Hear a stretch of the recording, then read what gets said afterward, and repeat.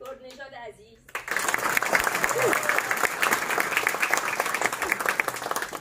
سامران خضری،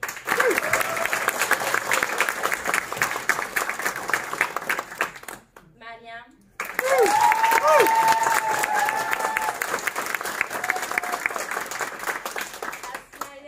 میخواستم یک تشکر جداگانه‌ای بکنم به دلیل اینکه این 3 روز ورکشاپ